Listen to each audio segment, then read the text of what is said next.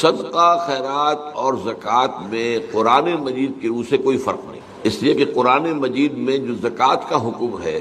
وہ صدقات کے نام سے ہی آیا ہے۔ سورہ توبہ میں انما الصدقات للفقراء والمساکین، تو یہ جو زکوٰۃ کے مصارف بتائے گئے ہیں کہ زکوٰۃ کن کن کو دی جا سکتی ہے، تو اس کا ہاں لفظ جو آیا ہے زکوٰۃ نہیں آیا ہے بلکہ صدقات آیا ہے۔ اور ہم یوں کہا کرتے ہیں کہ ایک صدقہ ہے واجب جو لازم ہے، یہ ہے زکوٰۃ، ایک صدقہ ہے نافلہ، اس سے اوپر مزید دینا، اس کو ہم عام طور پہ صدقہ کہتے ہیں۔ تو صدقہ نافلہ جو ہے وہ صدقہ ہے جس کے بارے میں آپ سوال کر رہے ہیں، اور صدقہ واجب جو ہے لازم اور فرض وہ زکوٰۃ ہے۔ تو اصل میں تو وہی ساری مدیں اس کی بھی ہیں، غرباء، مساکین، یتامہ، اللہ کے دین کے لیے فی سبیل اللہ۔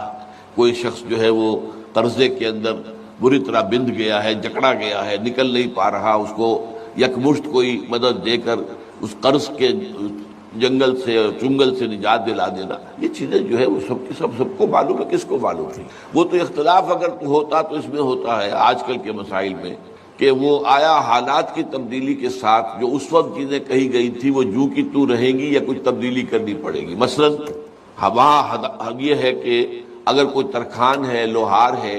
تو اس کے جو اوزار ہیں، ترخان کے اوزار ہیں، لوہار کے اوزار، ان کے اوپر کوئی زکوٰۃ نہیں۔ لیکن اب سوچنا پڑے گا کہ یہ جو ملیں بنتی ہیں اور یہ جو بڑے بڑے جو ہے کارخانے ہیں، یہ کروڑوں روپے کی مالیت کے، کہ کیا ان کو بھی ہم سمجھیں گے؟ وہ تو مشینیں تو ہے نا، جیسے جو اوزار ہوئے ویسے وہ اوزار لگے ہوئے وہاں پر۔ تو یہ ہے وہ چیزیں کہ جس کے اوپر ضرورت ہے اجتہاد کی، اور جب صحیح اسلامی حکومت ہوگی تو پھر یہ اجتہاد ہوگا۔ ابھی اس پر بحثیں کریں گے تو ایک اختلافی باتیں سامنے آتی چلی جائیں گی اور ذہنوں میں انتشار پیدا ہو جائے گا۔ اسی طرح مثلا یہ تھا کہ اونٹ اگر کوئی پالتا ہے بیچنے کے لیے، اور تو یہ گویا کہ اس کا مال تجارت ہے، اس پر زکوٰۃ ہوگی، اگر اتنے اونٹ ہو تو اس پر اس کے بعد جو ہے زکوٰۃ شروع ہو جائے گی۔ لیکن یہ کہ جو اونٹ کسی نے رکھے ہوں بار برداری کے لیے، کوئی شخص مزدوری کر رہا ہے، سامان یہاں سے وہاں پہنچانا، وہاں سے یہاں لانا، جیسے آپ کو معلوم ہے کہ پابندے آیا کرتے تھے افغانستان سے، اور وہ جو لوگ آتے تھے اونٹ لے کر اور اونٹوں پر وہ ادھر سے ادھر سامان پہنچاتے تھے، اجرت لیتے تھے، تو جو بار برداری کے اونٹ ہیں ان پر زکوٰۃ نہیں تھی۔ اب کیا اسی پر قیاس کیا جائے گا؟ کروڑوں روپے کے جو ٹرالے ہوتے ہیں آپ کو معلوم ہے، اب یہ کس قدر بڑی قیمت کی چیزیں ہیں، کیا یہ بھی اسی میں آئیں گی؟ اب اس میں دونوں رائے ہو سکتی ہیں، اس بات بھی اور اس کے خلاف بھی کہ نہیں اجتہاد کر کے ان پر زکوٰۃ لگائی جائے۔ تو یہ مسائل تو وہ ہیں کہ جو علماء جو ہیں راسخ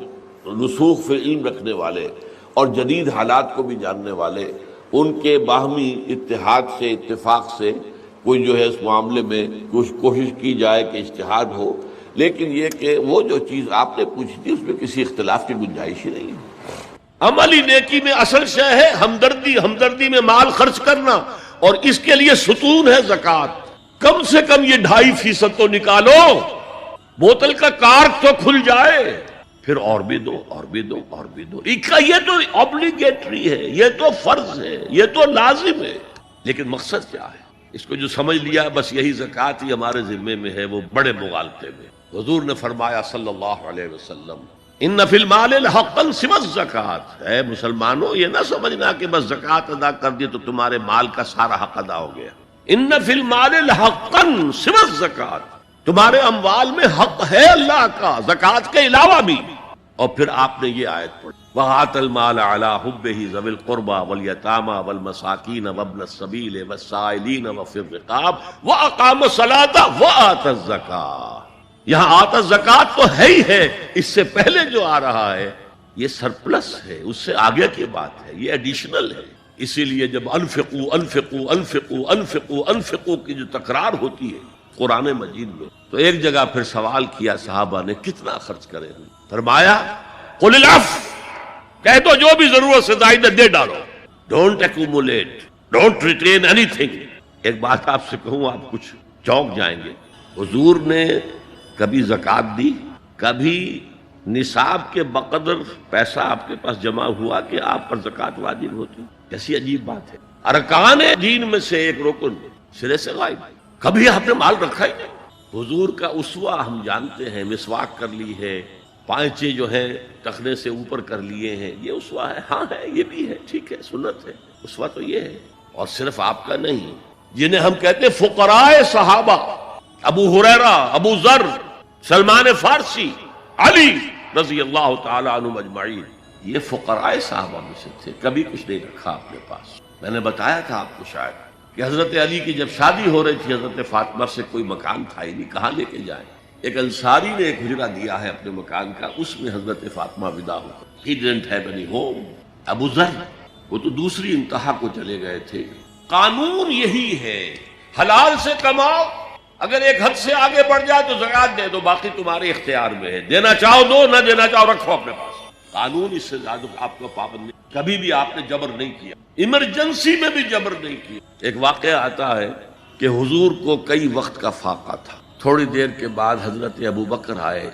آپ نے چہرے سے پہچان لیا کہ فاقے سے، پھر حضرت عمر آئے، پہچان لیا کہ فاقے سے۔ شاید حضور خود اپنے لیے نہ اٹھتے نہ جاتے، اپنے دونوں ساتھیوں کو لے کر ایک انصاری کے باغ میں پہنچ گئے۔ انصاری کی عید ہو گئی، فوراً لا کر اس نے کچھ کھجوریں کچھ انگوروں کے گوشے رکھے، اس کے بعد وہ دوڑا چھری لے کر کسی جانور کو ذبح کرنے۔ یہ ساری تفسیریں میں کیا بتا رہا ہوں، مال یہ نہیں تھا کہ مدینے میں سبھی فاقے سے تھے،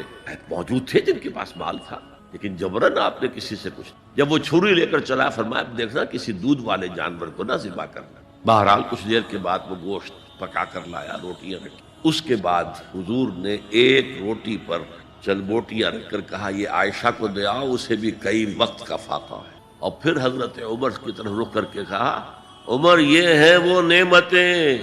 جس کا حساب دینا پڑے گا اللہ کے ہاں، فَأَمَّا بِنِعْمَةِ رَبِّكَ فَحَدِّثْ، اور یہ جو فرمایا گیا الہاکم التکاثر میں نعمتوں کا حساب لیا جائے، وَلَا تُسْأَلُنَّ يَوْمَئِذٍ عَنِ النَّعِيمِ، فرمایا یہ نعمتیں ہیں۔ تو یہ ہے اصل میں انفاق کا معاملہ،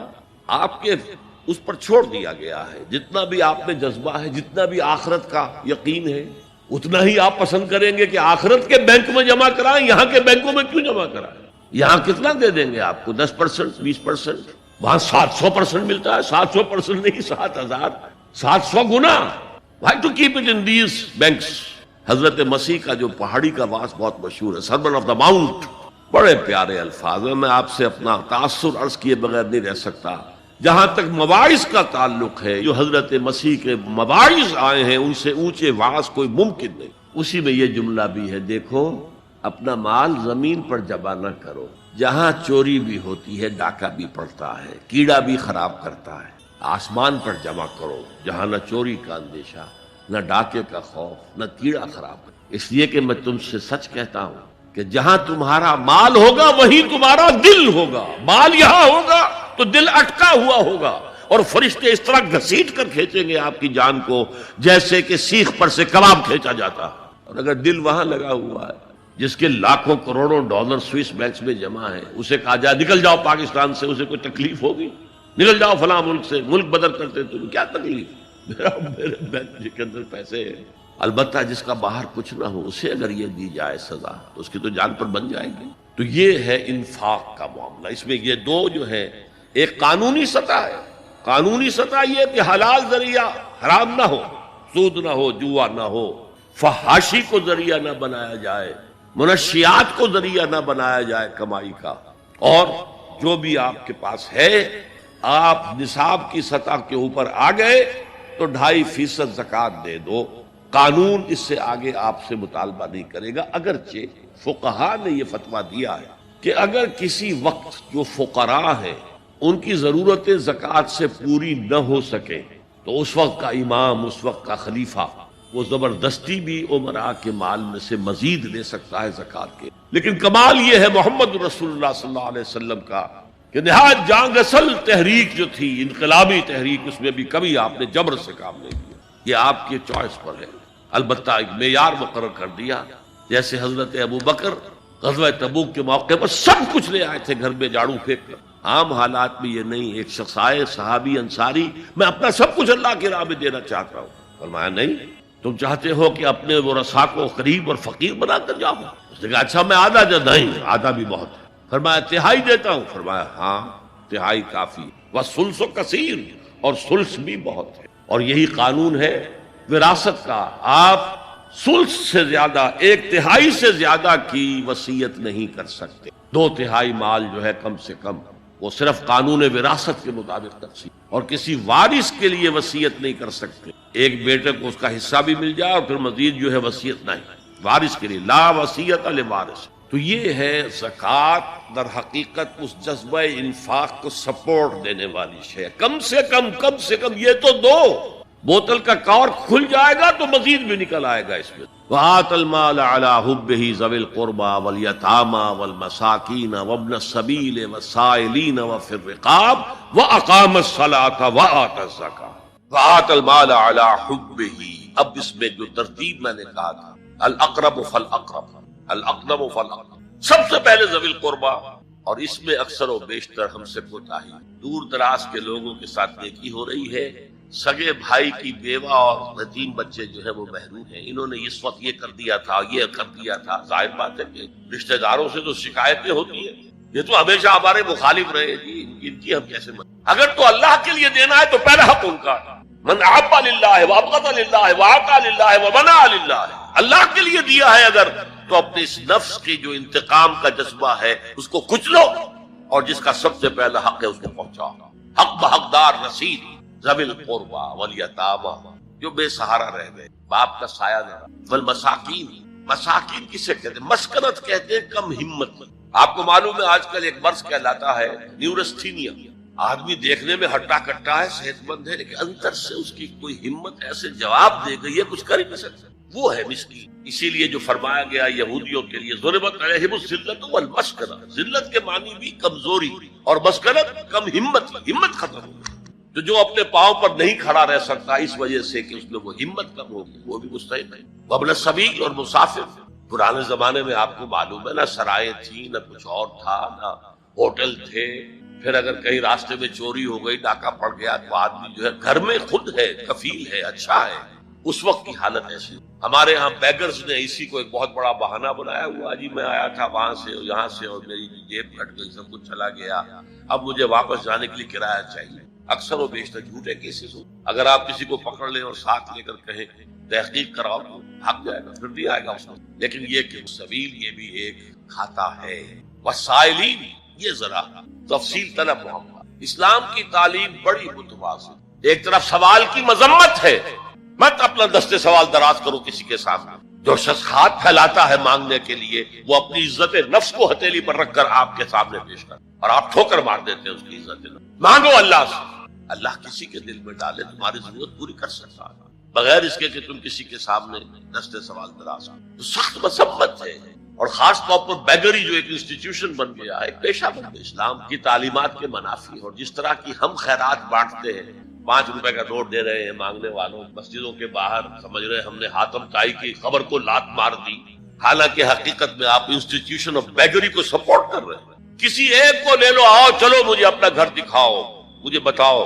تم واقعی اس قابل ہو یا نہیں ہو، اور پھر اس کی مدد کریں، لمسم کریں، پھر وہ 5 روپے نہیں ایسی دیں کہ وہ کچھ اپنے پاؤں پر کھڑا ہو۔ میں نے 1 روپیہ نہیں کہا، آج دیکھیں 1 روپیہ تو اب کوئی شے نہیں رہی، لیکن یہ کہ 5 روپے کا نوٹ بھی آپ نے تقسیم کرنے شروع کر دیے، یہ کیا ہے؟ وَالسَّائِلِينَ وَفِي الرِّقَابِ، لیکن دوسری طرف سائل کو جھڑکنا نہیں، وَلَا أَمَّا السَّائِلَ فَلَا تَنْهَرْ، جھڑکو نہیں، اچھا بھائی نہیں معاف کرو، میرے پاس اس وقت آپ کی مدد کی میں کچھ نہیں کر سکتا۔ دونوں کے درمیان اصل میں معاملہ، بلکہ یہاں تک بھی فرمایا سائل کو ضرور دو، چاہے وہ گھوڑے پر سوار ہو کر تمہارے دروازے، کیا پتا اس کی واقعی الجھن کیا ہے۔ تو سوال کی مذمت اور سائل کو جھڑکنے کی ممانعت، حتی الامکان خالی ہاتھ نہ لوٹاؤ، اس نے اپنی عزت نفس اپنی ہتھیلی پر رکھ کر تمہاری سامنے پیش کر دیا، اسے ٹھوکر۔ لیکن جیسا کہ میں نے عرض کیا، یہ انسٹیٹیوشن آف بیگری جو ہے یہ ایک علیحدہ شے ہے، بالکل اس کا اس سے کوئی تعلق نہ سمجھ۔ وفی الرقاب، رقاب جمع ہے رقبہ، گردن، فک رقبۃ او اطعام فی یوم ذی مسغبۃ یتیما ذا مقربۃ او مسکینا ذا متربہ۔ فک رقبۃ، کسی کی گردن چھڑا دے۔ اس وقت سب سے بڑی اپلیکیشن اس کی تھی، غلاموں کو، کنیزوں کو اپنے پیسے سے خرید کر آزاد کر دیا، بہت بڑی نیکی، بہت بڑی نیکی۔ اور حضرت ابو بکر رضی اللہ تعالیٰ عنہ کے دفتر فضائل میں سب سے اونچا کام یہ کہ جن غلاموں کو اور جن کنیزوں کو ستایا جا رہا تھا، their owners, their masters، ان کے آقا کو حق حاصل تھا، جو چاہے کریں ان کے ساتھ، قتل کر دے، کوئی پوچھنے والا نہیں ہے۔ میں پہلے بھی عرض کر چکا، میری ملکیت ہے، جیسے میری بکری میری ملکیت ہے، میں نے اس کو ذبح کیا، گوشت کھا لیا، تم کون ہوتے ہو پوچھنے والے؟ میرا غلام تھا، میں نے قتل کر دیا، تم کون ہو؟ ان کو حضرت ابو بکر نے خرید کر آزاد کیا اور منہ مانگے دام دیے۔ حضرت بلال کے لیے امیہ ابن خلف نے اتنی بڑی رقم مانگی، حضرت ابو بکر نے کہا ٹھیک ہے۔ باپ نے کہا بھی ابو قحافہ نے، ابو بکر کو کوئی غلام خریدنا ہی تھا، کوئی طاقتور آدمی جو کام آ سکے کہیں، اس کو خریدنا چاہیے۔ مجھے کیا پتا ابو بکر کس لیے خرید رہا اور کس کے لیے خرید رہا۔ آج کے دور میں اس کی اپلیکیشن ہوگی، کوئی شخص جو ہے اگر قرض میں اس طرح جکڑا جائے کہ لاکھ ہاتھ پاؤں مارے نکل نہیں سکتا، اس کو کوئی لمپ سم مدد دے کر اس قابل کیا جائے کہ وہ پھر اپنے پاؤں پر کھڑا ہو جائے۔ یہ نہیں کہ اسے آپ ہر مہینے کچھ رقم دیتے رہے مینٹیننس، اس سے تو وہ اسی پوزیشن میں رہے گا۔ یہ بعض مائنورٹی کمیونٹیز کے اندر یہ معاملہ موجود ہے۔ کوئی بھائی اگر گر گیا ہے کاروبار میں تو اس کی پھر ایسی مدد کی جائے کہ وہ پھر آپ کی صف میں آ کر کھڑا ہو جائے، respectable members of your community, وہ اس شکل میں پہنچ جائے۔ یہ بھی فق و رقابت اس کی ذیل میں آج کل آئے۔ اور خدا سے محبت کرو،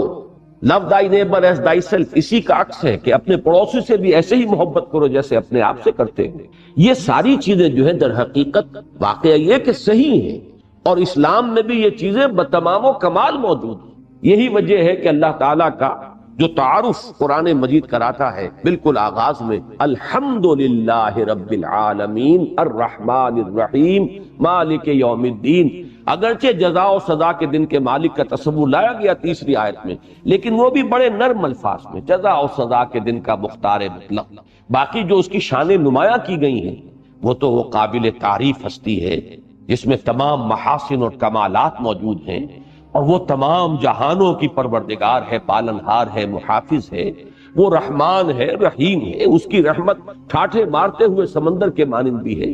اور ایک مستقل مزاجی کے ساتھ رواں دواں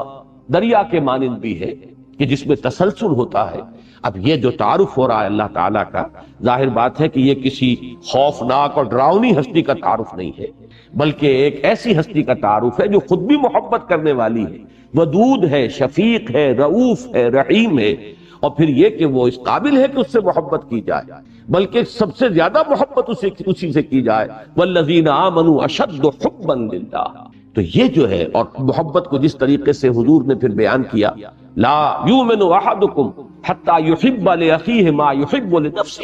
تم میں سے کوئی شخص مومن ہو ہی نہیں سکتا جب تک کہ وہ اپنے بھائی کے لیے بھی وہی شے پسند نہ کرے جو اپنے لیے پسند کرتا ہے۔ تو لو thy neighbor as thyself، اب اس سے اور آگے کیا بات ہوگی؟ تو در حقیقت یہ اعتراض کرنے کا موقع ملا ہے ہمارے ان تراجم کی وجہ سے کہ ہم نے لفظ ڈر کو بہت نمایاں کیا ہے۔ انذار کا لفظ آتا ہے بہت کثرت سے، انذر، اب اس کا ترجمہ بھی اگر کر دیا جائے ڈراؤ، اب یہ بھی بڑا بھونڈا ترجمہ ہے۔ میں کم سے کم لفظ جو اس کے لیے استعمال کروں گا، غلط تو نہیں کہوں گا، اس لیے کہ نتائج کے اعتبار سے ڈانڈے مل جاتے ہیں دونوں مفاہیم کے، لیکن یہ کہ بھونڈا ترجمہ ضرور ہے۔ وہاں ہونا چاہیے خبردار کرو۔ انذار کا مفہوم ہے وارن کرنا۔ اب اگر کوئی شخص اندھا چلا جا رہا ہے، اسے نظر نہیں آ رہا، آگے سڑک کھدی ہوئی ہے، آپ پکار کر اسے خبردار کرتے دیکھنا، بھئی آگے سڑک کھدی ہوئی ہے۔ میں ڈرانا نہیں ہے، در حقیقت انذار جو ہے اس کے معنی خبردار کرنا، وارن کرنا۔ اسی طریقے پر تقوی کا مفہوم ہے بچنا، اتقوا اللہ، بچو اللہ کی ناراضگی سے، بچو اللہ کی معصیت سے۔ یہ تمام لفظ مفہوم کے اندر وہ چیز، جیسا کہ میں نے عرض کیا کہ ڈر محاسبہ اخروی کا جو خوف ہے وہ بھی مطلوب شے ہے، لیکن یہ کہ ان تمام چیزوں کو جب لفظ ڈر کے عنوان کے تحت ہم لے آئے تو یقیناً اس سے پھر اس کا جو ایک ریزلٹنٹ، جو ایک اثر مترتب ہوا ہے نتیجے کے طور پر، وہ یقیناً وہ ایسا ہے کہ جس پر پھر اعتراض کی گنجائش پیدا ہوتی ہے۔ یا ایھا الذین آمنوا اتقوا اللہ ولتنظر نفس ما قدمت لغد۔ اب اس تقوی کے ساتھ، جیسا کہ آپ کو معلوم ہے، ایمانیات جو ہے، ایمان باللہ، اس کا لازمی تقاضا کیا ہے؟ اللہ کا تقوی۔ اور ایمان بالآخرہ، اس کا لازمی تقاضا کیا ہے؟ انسان کی نگاہ آخرت پر جمی رہے کہ میری منزل وہ ہے، اصل ٹھکانہ وہ ہے، اصل گھر وہ ہے۔ وَإِنَّ دَارَ الْآخِرَةَ لَهِيَ الْحَيَوَانُ لَوْ كَانُوا يَعْلَمُونَ۔ ہر وقت دھن یہ انسان کے سر پر سوار رہے کہ کل کے لیے میں نے کیا فراہم کیا ہے۔ اب یہاں بڑے لطیف انداز میں آیا ہے، جیسا کہ میں نے ابتدا میں عرض کیا تھا کہ پوری اخروی زندگی کو ایک بہت بڑے کل سے تعبیر کیا گیا، گویا کہ ہماری یہ پوری دنیاوی زندگی، خواہ وہ 80 برس کی ہو، 100 برس کی ہو، یہ ایک آج کے مترادف ہے۔ اور یہی لطیف انداز میں مفہوم ہے اس دعائے معصورہ میں کہ جو حضور صلی اللہ علیہ وسلم صبح بیداری کے وقت آپ کا ذکر تھا یا آپ کی دعائے مسنونہ تھی، اس کے الفاظ یہ الحمدللہ الذی احیانی بعد ما اماتنی والیہ النشور، کہ جیسے روزانہ ہم رات کو سوتے ہیں اور صبح کو اٹھتے ہیں، ایسے ہی ایک بڑی شام آئے گی، وہ شام زندگی ہوگی، اور پھر اس کے بعد ایک صبح آئے گی، اور وہ صبح ہوگی حشر کی، قیامت کی صبح، جس وقت ہم اٹھ کھڑے ہوں گے۔ یہ روزانہ کا ہمارا سونا اور جاگنا در حقیقت ریہرسل ہے اس موت اور بعث بعد الموت کا، کہ اس کے لیے ایک روز ہمارے سامنے نمونہ آ رہا ہے۔ تو جیسے آج میری زندگی کا ایک دن تھا، ایسے ہی میری کل زندگی ایک دن ہے، اور جیسے کل صبح طلوع ہونے والی ہے ہر شخص کو معلوم ہے، اور ہر شخص کو یہ فکر دامنگیر رہتی ہے کہ کل کے لیے میرے پاس سامان ہے یا نہیں، کھانے پینے کا سامان، اس سے آگے یہ کہ کل سے آگے اگلا ہفتہ بھی ہے، اگلا مہینہ بھی ہے، اگلا سال بھی ہے۔ انسان جو ہے دور اندیش وہی کہلاتا ہے، اور اس کے برعکس ہم کہتے ہیں عاقبت نا اندیش انسان، کہ جو صرف آج کی فکر کر رہا ہے اور کل کی اسے کوئی فکر نہیں ہے۔ تو اسی کو ذرا، جیسا کہ میں نے عرض کیا تھا کہ اس کو ذرا ضرب دے لیجئے کہ جو ایک سعادت مند بیٹے کا رویہ ہوتا ہے اپنے والدین کے بارے میں، اسی طریقے سے ضرب دیجئے اس کو ایک بہت بڑی مقدار سے، ویلیو سے، تو یہ ہے آخرت کی فکر کے جو دامنگیر ہو جانی چاہیے اس شخص کو جس کو فی الواقع آخرت پر ایمان ہے۔ وَلْتَنْظُرْ، اب یہاں پہ لفظ نظر جو لایا گیا ہے، دیکھنے کے لیے نہیں، نگاہ رکھنا، ہر وقت نگاہ جمائے رکھے انسان، ہمیشہ یہ دیکھتا رہے،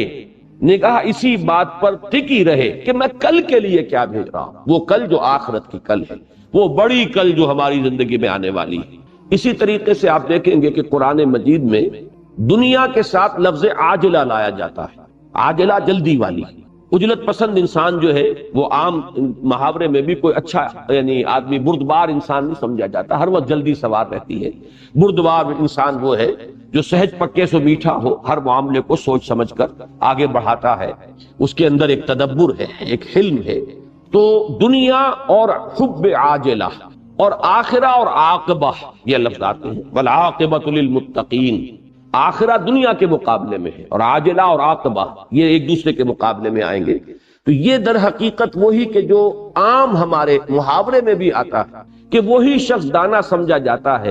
جسے کل کی بھی فکر ہو، مستقبل کا بھی خیال ہو، کچھ وہ مستقبل کے لیے پس انداز کر رہا ہو، کچھ آئندہ جو پیش آنے والے مراحل ہیں ان کی بھی اسے فکر آج ہو رہی ہو۔ تو اسی طریقے سے اسی کو ہزار سے اور کروڑ سے ضرب دے لیجئے تو محسوس ہوگا کہ یہ فکر دامنگیر رہنی چاہیے ہر انسان کو اگر اسے واقعتاً آخرت پر ایمان ہے۔ وَلْتَنْظُرْ نَفْسٌ مَا قَدَّمَتْ لِغَدٍ وَاتَّقُوا اللَّهَ، دوبارہ اللہ کا تقوی اختیار کرو، اللہ کی ناراضگی سے بچو، اللہ کی معصیت سے بچو، اللہ کی محرمات سے اجتناب کرو، اللہ کے احکام کو بجا لاؤ۔ ان اللہ خبیر بما تعملون، اور یہاں لفظ خبیر پر میں نے اس سے پہلے بھی کئی مرتبہ گفتگو کی ہے،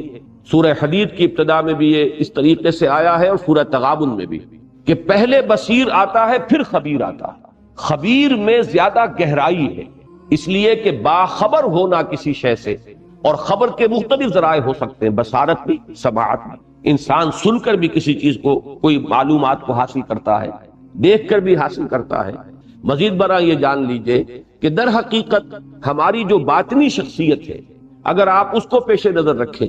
تو یہ تمام ہمارے جو ذرائع اور آلے ہیں یہ تو وہ سینس ڈیٹا ہیں کہ جو فراہم کرتے ہیں ہمارے برین کو۔ اصل میں جو ڈیسائفر کی جاتی ہیں یہ ساری معلومات، اور ان سب کو جو یہ بڑا کمپیوٹر جو لگا ہوا ہے بہت چھوٹا سا ہے، بہت بڑا، یہ بقامت کہتر اور بقیمت بہتر والی بات اس کے اوپر صادق آئے گی کہ یہ بہت بڑا کمپیوٹر ہے جو ہمارے دماغ میں لگا ہوا ہے،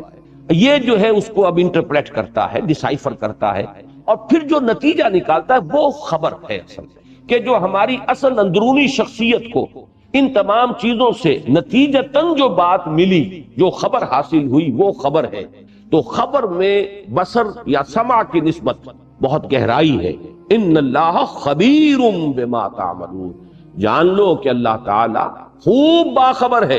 ان چیزوں سے جو تم کر رہے ہو۔ اس لیے کہ بصارت میں اگر آپ لفظ بصیر استعمال کریں گے تو وہ صرف کسی عمل کا ظاہر آئے گا۔ ایک شخص نماز پڑھ رہا ہے، اس کا ظاہر ہے میں نے دیکھا نماز پڑھ رہا ہے، لیکن یہ کہ اس کی نیت کیا ہے، ریاکاری ہے، لوگوں پر اپنے زہد اور تقوی اور دینداری کا روب گانٹنا ہے، یا واقعتاً اس کے دل میں اللہ کا خوف ہے، تقوی ہے، خشوع ہے، خضوع ہے، للہیت ہے، اللہ کی محبت ہے۔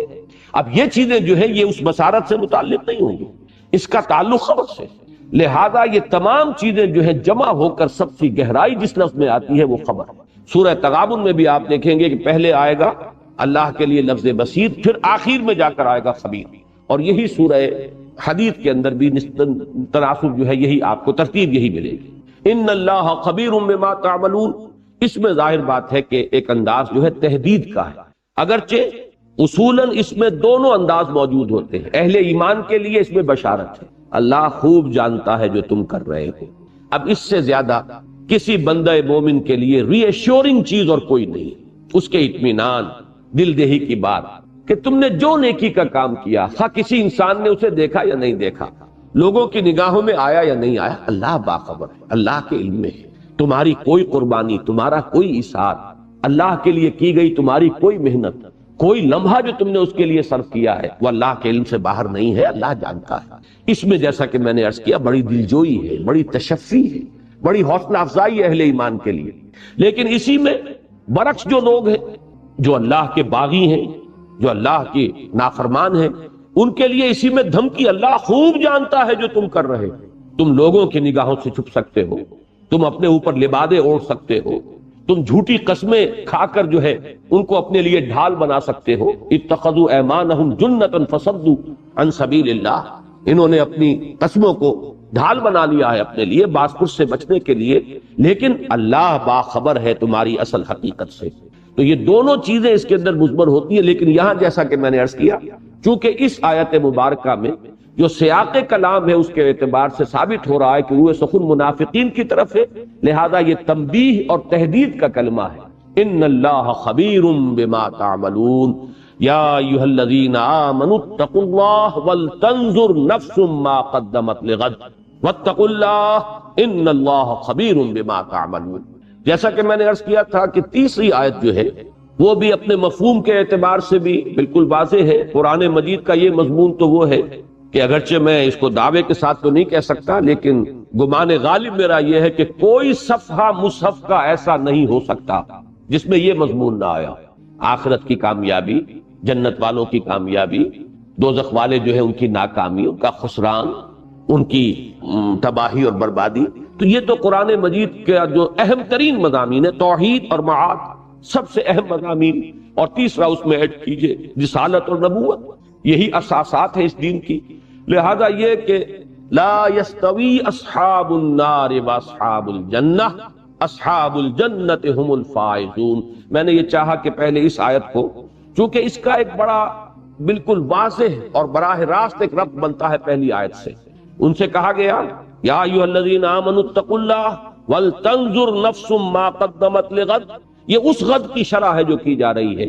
وہ جو کل آنے والی ہے، جس کو سورہ تغابن میں کہا گیا ذالک یوم التغابن، اور پھر اس کی شرح کی گئی ومن یؤمن باللہ ویعمل صالحا یکفر عنہ سیئاتہ ویدخلہ جنات تجری من تحتہا الانہار خالدین فیہا ابدا ذالک الفوز العظیم والذین کفروا وکذبوا بآیاتنا اولئک اصحاب النار خالدین فیہا وبئس المصیر۔ اسی طریقے سے اس کی شرح یہاں ہو رہی ہے تیسری آیت میں، لا یستوی اصحاب النار واصحاب الجنہ اصحاب الجنت هم الفائزون۔ وہ جو کل آنے والی ہے، اس کل کے بارے میں جان لو کہ یہ دو حصوں میں نوع انسانی کو تقسیم ہو جانا ہے، اور وہ برابر نہیں ہوں گے، وہ بہت ہی فرق و تفاوت ہوگا ان کے مابین، جو ان کا انجام جس سے کہ انہیں دوچار ہونا ہے، اس کے فرق و تفاوت کا تم اندازہ نہیں کر سکتے، ہرگز برابر نہیں ہوں گے۔ جنت والے لا یستوی اصحاب النار واصحاب الجنہ، آگ والے اور جنت والے، جان لو قطعی طور پر، یقینی طور پر، حتمی طور پر کہ اصحاب الجنت هم الفائزون، فوز و فلاح اور کامیابی اور کامرانی وہ اصحاب الجنہ کا نصیب بننے والی ہے، وہی ہوں گے کامیاب۔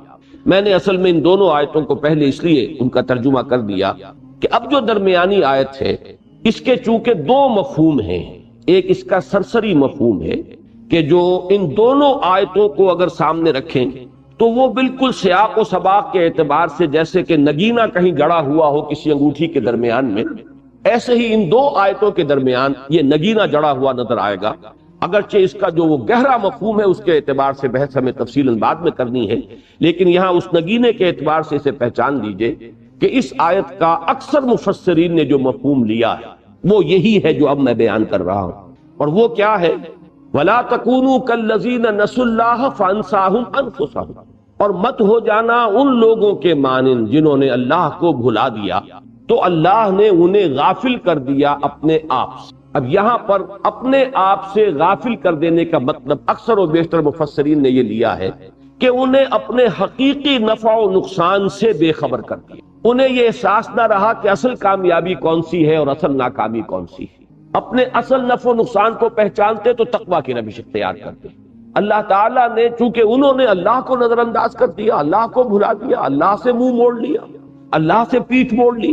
لہذا اللہ نے انہیں اپنے اصل نفع نقصان سے، اپنے اصل خیر و شر سے، اپنے اصل فائدے اور نقصان سے انہیں بے خبر کر دیا۔ ان کی نگاہ وہاں سے ہٹ گئی، اس لیے کہ اصل نفع تو اس میں تھا اللہ کے احکام پر عمل کرتے اور جنت والوں میں سے بنتے، اور اصل نقصان یہ ہے کہ اللہ کی نافرمانی کی ہے، معصیت کی زندگی بسر کی ہے، اور انہوں نے اپنے آپ کو اصحاب الجحیم میں سے بنا لیا ہے۔ لہذا اس اصل اپنے نفع و نقصان سے بے خبر ہو جانا گویا کہ وہ مراد ہے فَأَنْسَاهُمْ أَنفُسَهُمْ، اللہ نے انہیں اپنے آپ سے غافل کر دیا، یعنی اپنے بھلے برے کی جو پہچان تھی، حقیقی بھلے اور برے کی پہچان، وہ ان سے سلب کر لی۔ اور اس میں امام راضی نے ایک مفہوم اور بھی لیا ہے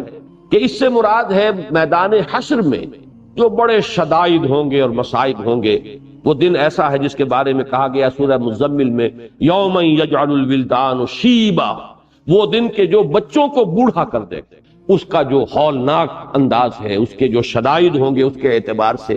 جیسے کہ سورہ حج کی پہلی آیت میں فرمایا یا ایھا الناس اتقوا ربکم ان زلزلۃ الساعۃ شیء عظیم یوم ترونها تذهل كل مرضعة عما ارضعت وتضع كل ذات حمل حملها وترى الناس سكارى وما هم بسكارى ولكن عذاب الله شديد۔ اے لوگو، اے انسانوں، اللہ کا تقوی اختیار کرو، وہ جو قیامت کی گھڑی آنے والی ہے، ساعہ، جبکہ زلزلہ آئے گا، وہ زلزلہ جو قیامت کا ہے وہ بہت شدید ہے، شیء عظیم۔ جس دن تم اسے دیکھو گے تو تمہیں اپنی ہوش نہ رہے گی۔ تذہل کل مرضعۃ عما ارضعت، ہر دودھ پلانے والی اپنے بچے کو بھول جائے گی، اور لوگوں حمل والیوں کے حمل گر جائیں گے، اس کی دہشت ناکی کا یہ عالم ہوگا۔ تو بعض حضرات نے اس مفہوم کو بھی اسی معنی میں لیا ہے کہ وہ میدان حشر ایسا ہوگا جسے ہم محاورے میں کہتے ہیں کہ لوگوں کو اپنے تن کا ہوش نہ رہے۔ یہ جو فَأَنْسَاهُمْ أَنفُسَهُمْ، لوگ اپنے تن سے غافل ہو جائیں گے، انہیں اپنے تن کا ہوش نہ رہے گا، یہ مراد ہے وَلَا تَكُونُوا كَالَّذِينَ نَسُوا اللَّهَ فَأَنْسَاهُمْ أَنفُسَهُمْ سے۔ اب ظاہر بات ہے کہ اولئک هم الفاسقون، اس آخری ٹکڑے کا ربط اس کے ساتھ جڑ جاتا ہے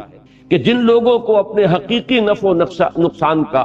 اور اپنے اصل فائدے اور نقصان کا احساس نہ رہے، ظاہر بات ہے کہ کھل کھیلیں گے، پھر یہاں پر رنگ رلیاں کریں گے، عیاشیاں کریں گے، فسق و فجور جو ہے وہ اس کا منطقی نتیجہ ہے۔ یہ مفہوم تو میں نے عرض کر دیا، یہ وہ مفہوم ہے کہ جو اکثر مفسرین نے لیا ہے، لیکن جیسا کہ میں نے عرض کیا، اس آیہ مبارکہ کا ایک اور مفہوم ہے جو گہرائی میں ذرا اتر کر سامنے آتا ہے، اور اس دور میں جس حکمت دین کی ضرورت ہے، جس کو علامہ اقبال نے reconstruction of religious thought in Islam, اسلام میں فکر الہیات کی اور اسلامی فکر کی ایک تشکیل جدید جو اس دور میں انسان کی ضرورت ہے، اس کے اعتبار سے اس آیہ مبارکہ کا بڑا اہم مقام ہے، اور اس کے لیے ذرا ہمیں اس پر گہرائی میں اتر کر غور کرنا، اس لیے کہ یہاں اب الفاظ پر اس سیاق و سباق سے بھی ذرا نگاہ ہٹا لیجئے، اور جو مفہوم میں نے بیان کیا ہے ذرا اس کو بھی تھوڑی دیر کے لیے ذہن سے نکال دیجئے۔ وَلَا تَكُونُوا كَالَّذِينَ، اب الفاظ پر توجہ کیجئے، پوری اسی آیہ مبارکہ کے الفاظ پر۔ وَلَا تَكُونُوا كَالَّذِينَ نَسُوا اللَّهَ فَأَنْسَاهُمْ أَنفُسَهُمْ، نہ ہو جانا ان لوگوں کے مانند جنہوں نے بھلا دیا اللہ کو، تو اللہ نے بھلا دیا انہیں اپنا آپ۔ اب یہاں پر لفظ انفسہم جو ہے یہ اصل میں کانٹے کا لفظ ہے، اہم ترین لفظ ہے، یہ بنیادی لفظ ہے کہ اس پر توجہ کریں گے تو پھر اس کی گہرائیوں میں انسان جو ہے وہ جھانک سکے گا۔ نفس کسے کہتے ہیں؟ میں آج جائزہ لے رہا تھا،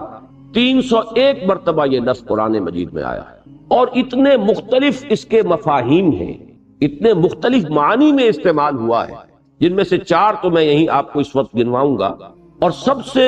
اہم جو اس کا استعمال ہوا ہے، جس کے لیے کہ بڑی تعویل کی ضرورت ہے، وہ خود اللہ کے لیے اس لفظ کا اطلاق ہوا ہے۔ چنانچہ 2 جگہ فرمایا گیا ہے سورہ آل عمران میں، وَيُحَذِّرُكُمُ اللَّهُ نَفْسَهُ، ایک جگہ وَإِلَيْهِ الْمَصِيرُ، یہ آیت نمبر 28، وَيُحَذِّرُكُمُ اللَّهُ نَفْسَهُ وَإِلَيْهِ الْمَصِيرُ، اللہ تعالیٰ تمہیں ڈراتا ہے، خبردار کرتا ہے اپنے آپ سے۔ اللہ کے لیے لفظ نفس آ رہا ہے، اللہ اپنے سے ڈرا رہا ہے، اپنی پکڑ سے، اپنی سزا سے، اپنی عقوبت سے، اور اسی کی طرف لوٹنا ہے۔ آیت نمبر 28 سورہ آل عمران۔ اسی سورہ مبارکہ کی ایک ہی آیت کے بعد آیت نمبر 30 ہے، وَيُحَذِّرُكُمُ اللَّهُ نَفْسَهُ وَاللَّهُ رَءُوفٌ بِالْعِبَادِ، اللہ تعالیٰ تمہیں ڈرا رہا ہے اپنے سے۔ یہاں نفسہو کا لفظ جو آ رہا ہے اللہ کی ذات کے لیے آ رہا ہے۔ اسی طریقے سے 2 مرتبہ یہ لفظ آیا ہے ذات باری تعالیٰ پر اطلاق کے ساتھ سورہ انعام میں۔ آیت نمبر 12 میں فرمایا کتب علی نفسہ الرحمہ، اللہ نے اپنے اوپر رحمت کو لازم کر دی۔ اب یہاں نفس کا لفظ اللہ کی ذات کے لیے آ رہا ہے، اور دوسری جگہ آیت کی یہ سورہ انعام کی آیت نمبر 54 ہے، کتب ربکم علی نفسہ الرحمہ، تمہارے رب نے اپنے اوپر رحمت کو لازم کر دی۔ ظاہر بات ہے کہ اس لفظ سے یہاں پر اب اللہ تعالیٰ کی ذات تو نہ تو اس کا کوئی تجزیہ ہو سکتا ہے، نہ اس کے اجزاء ہیں، نہ اس کے لیے نفس کا اس معنی میں ہم کوئی تصور کر سکتے ہیں جیسے ہم اپنے نفس کے لیے لفظ کا اطلاق کرتے ہیں۔ پھر یہ کہ نفس جو ہے جان کے معنی میں اگر آئے تو اس کے لیے بھی اللہ تعالیٰ کے لیے یہ لفظ اس معنی میں مستعمل نہیں۔ تو معلوم یہ ہوا کہ ایک مفہوم اس لفظ کا ہے ذات، کوئی ہستی، بس اجمالاً اس کی ذات کے لیے اس لفظ کا اطلاق ہو رہا ہے۔ دوسرا لفظ، اس لفظ کے دوسرا مفہوم جو بہت کثرت سے آیا ہے قرآن مجید میں، وہ ہے جان، اس لیے کہ فرمایا گیا کہ جب فرشتے جان نکالیں گے تو اس کے لیے الفاظ آئے اخرجوا انفسکم، نکالو اپنی جان۔ اب ظاہر بات ہے کہ جسم میں سے جان کھینچی جاتی ہے، فرشتہ جو ہے کھینچتا ہے، نزع کے معنی کھینچنا، تو یہ جو حالت نزع طاری ہوتی ہے،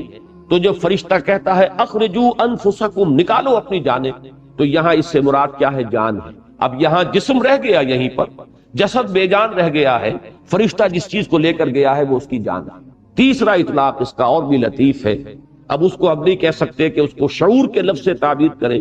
اس لیے کہ سورہ زمر میں فرمایا گیا کہ اللہ یتوفی الانفس حین موتہا واللتی لم تمت فی منامہا، اللہ تعالیٰ قبض کر لیتا ہے نفس کو موت کے وقت، اور جب موت کا وقت نہیں آیا ہوتا تو نیند کے وقت۔ اب نیند کے وقت ظاہر بات ہے کہ جان جسم سے نہیں نکلتی، جان تو موجود ہے، آدمی سو رہا ہے، کوئی حیوان سو رہا ہے تو بے جان نہیں ہے، مردہ نہیں ہے، جان اس میں ہے۔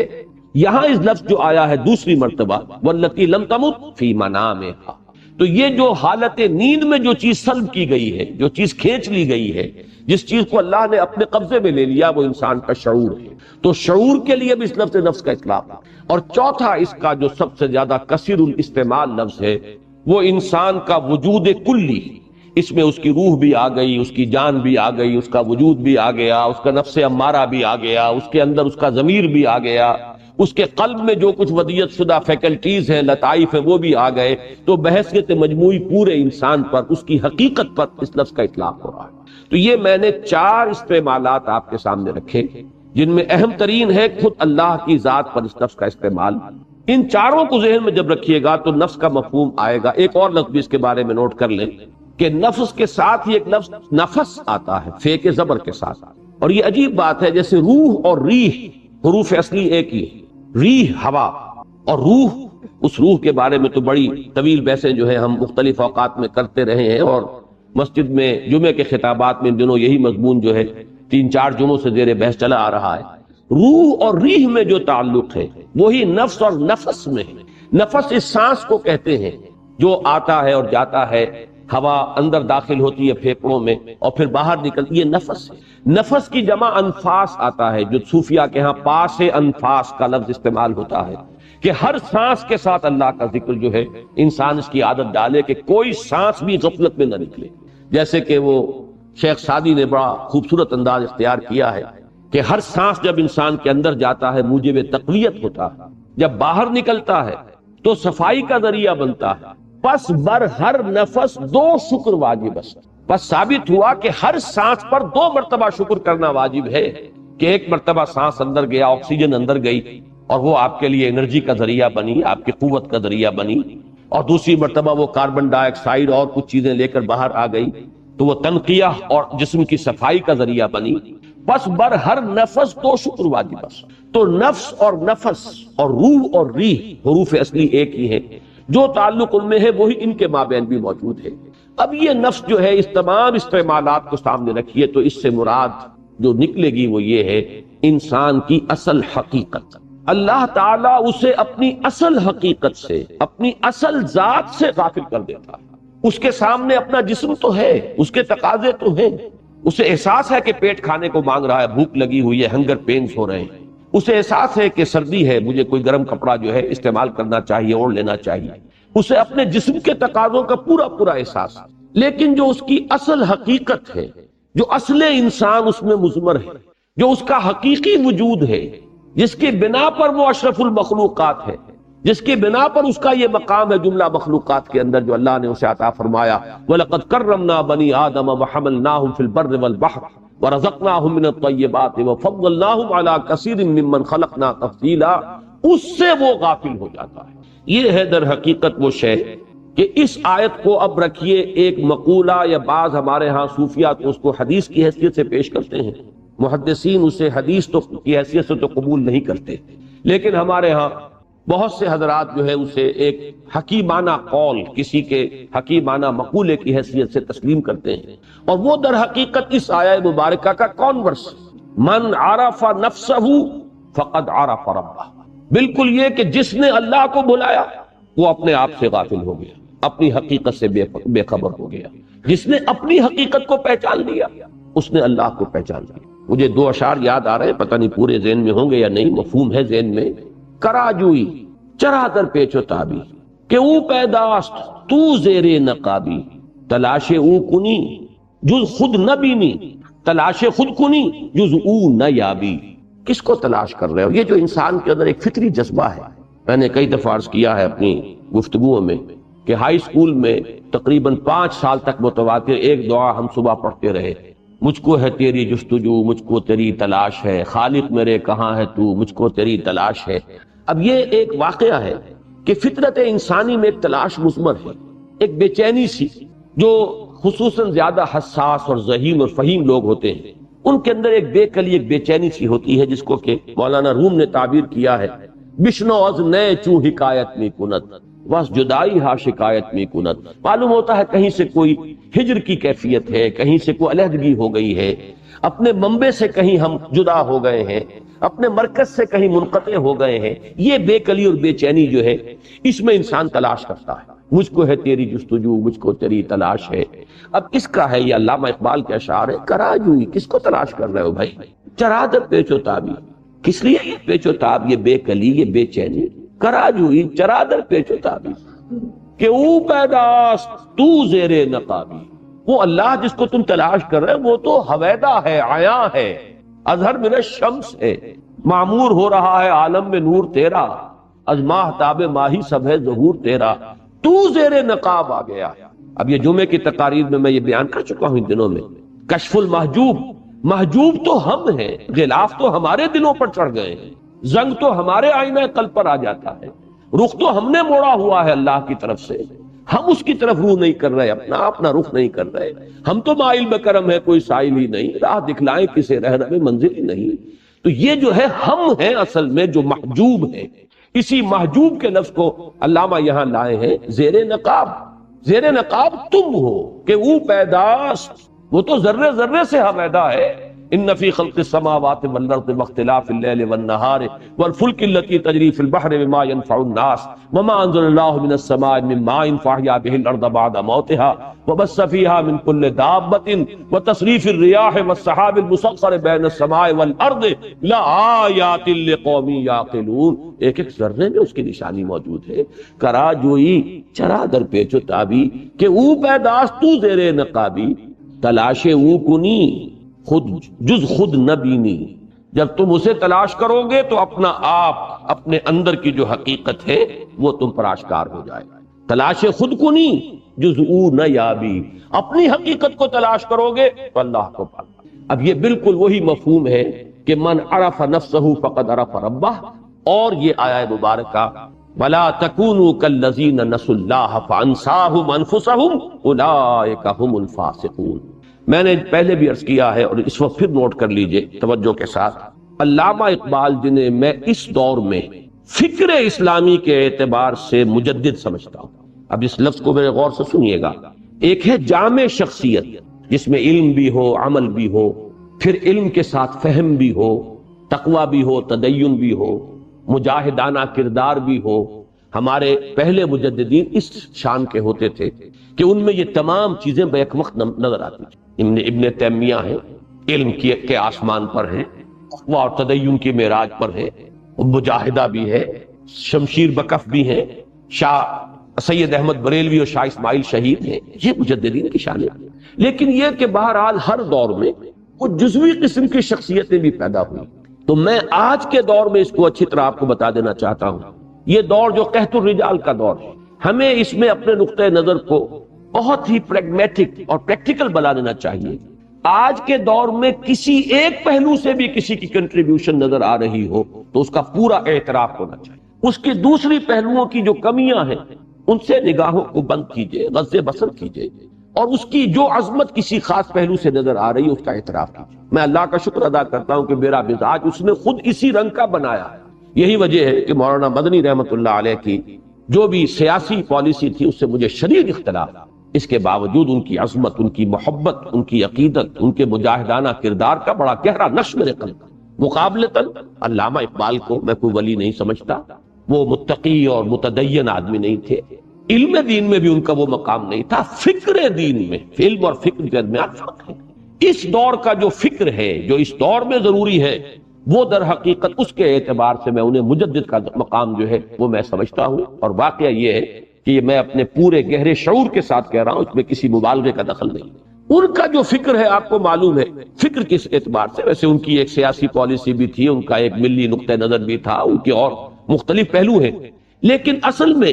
فکر اسلامی میں ان کا جو مقام ہے، ایک تجدیدی جو ان کا درجہ اور مقام حاصل ہے، اس کا عنوان ہے ان کا فلسفہ خودی۔ یہ ہے گویا کہ لب لباب اور حاصل کلام، ان کو اگر فکر میں کوئی مقام حاصل ہے تو اس فلسفے کے حوالے سے حاصل ہے۔ اس اعتبار سے جان لیجئے یہ واقعہ، اللہ کا شکر ہے کہ سید نذیر نیازی مرحوم نے اس کو لکھ دیا اور یہ واقعہ لوگوں کے علم میں آ گیا۔ اکثر و بیشتر اقبالی حضرات بھی اس سے ناواقف ہیں، اس لیے کہ غالباً میرا اس وقت پورا حافظے پر میں اعتماد نہیں کر رہا، یہ واقعہ بیان کیا تھا سید نذیر نیازی صاحب نے ہمارے ہی قرآن کانفرنس میں، جو انہوں نے قرآن مجید کے حقوق پر ایک تقریر کی تھی علامہ اقبال کے نقطہ نگاہ سے، کہ جو میرا کتاب چاہے مسلمانوں پر قرآن مجید کے حقوق، تو انہوں نے بات یہاں سے شروع کی تھی کہ یہی 5 باتیں ہیں جن پر علامہ اقبال نے زور دیا، اور پھر ان 5 حقوق کے لیے علامہ کی کچھ باتیں جو ہیں انہوں نے سلسلے وار بیان کی۔ وہیں یہ واقعہ انہوں نے لکھا ہے کہ میں نے ایک مرتبہ ان سے سوال کیا کہ بڑی چہمے گوئی ہو رہی ہے کہ آپ کا یہ فلسفہ خودی جو ہے، اس کی اساس کیا ہے، بنیاد کیا ہے، منبع کیا ہے، سرچشمہ کیا ہے، ماخذ کیا ہے اس کا، کہاں سے آپ نے اس کے لیے اصول اور مبادی اخذ کیے ہیں، تو اب آپ خود ہی کیوں نہیں بتا دیتے؟ تو علامہ نے فرمایا کہ اچھا کل فلاں وقت تم آ جانا تو میں تمہیں ڈکٹیٹ کرا دوں۔ اب سید نذیر نیازی کہتے ہیں کہ میں بہت خوش ہوا، اترا رہا تھا میں اپنے آپ میں کہ یہ شرف مجھے حاصل ہو رہا ہے کہ شاعر مشرق حکیم الامت کا جو فلسفہ ہے، اس کے ماخذ جو ہیں وہ سب سے پہلے میرے علم میں آئیں گے۔ تو میں بڑے اس کیفیت کے ساتھ حاضر ہوا، تو میں جب بیٹھا پینسل اور کاغذ لے کر، کاپی لے کر، تو علامہ نے فرمایا کہ ذرا وہ قرآن مجید نکال لا۔ تو ایک تو کہتے ہیں کہ وہ اوس پڑ گئی مجھ پر وہیں کہ میں تو کسی بڑے بڑے فلسفیوں کے نام سننے آیا تھا، ان کی کتابوں کے حوالے میں وہ نوٹ کرنے کے لیے بیٹھا ہوں، یہ قرآن مجید۔ اور کہا سورہ حشر نکالو اور یہ آیت وَلَا تَكُونُوا كَالَّذِينَ نَسُوا اللَّهَ فَأَنسَاهُمْ أَنفُسَهُمْ أُولَٰئِكَ هُمُ الْفَاسِقُونَ۔ علامہ نے فرمایا یہ ہے میرے فلسفہ خودی کا اصل مبدا، اس کا منبع، سرچشمہ، اس کا ماخذ یہ آیہ قرآن۔ اب اس کی جو اہمیت ہے اور اس آیہ مبارکہ کے حوالے سے جو مجھے باتیں عرض کرنی ہے، اور مجھے یہ کافی گمان ہے کہ یہ ایک تقریر میں آج یہ بات پوری نہیں ہو سکے گی، اور میں اس موقع پر چاہتا ہوں کہ اس موضوع پر جو کچھ میرے ذہن میں ہے میں آپ حضرات کے سامنے رکھوں، چاہے اس میں 1 سے زائد نشستیں جو ہیں وہ صرف ہو جائیں۔ میں آج سب سے پہلے